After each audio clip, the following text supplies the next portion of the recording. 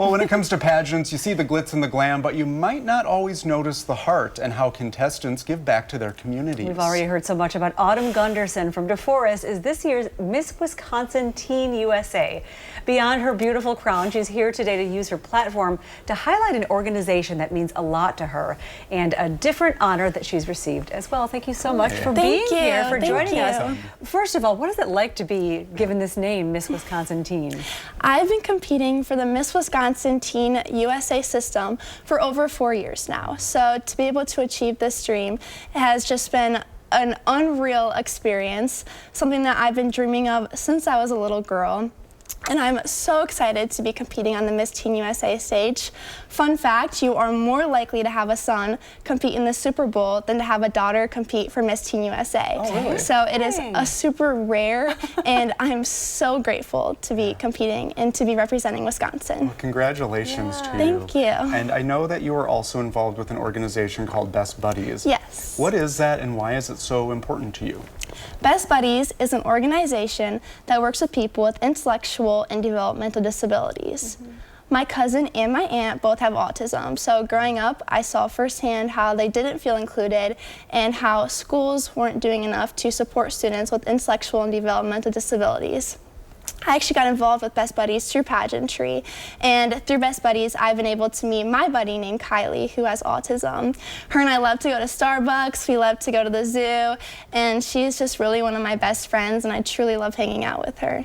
So tell us a little bit more about Best Buddies. You were named Best Buddy. Yeah, so I was nominated as a Best Buddies Champion of the Year, where I plan to raise over $40,000 for this incredible organization, which will go back into leadership development, programs for the schools, which I actually started a chapter at my school, DeForest, and it will go into supporting students with intellectual and developmental disabilities.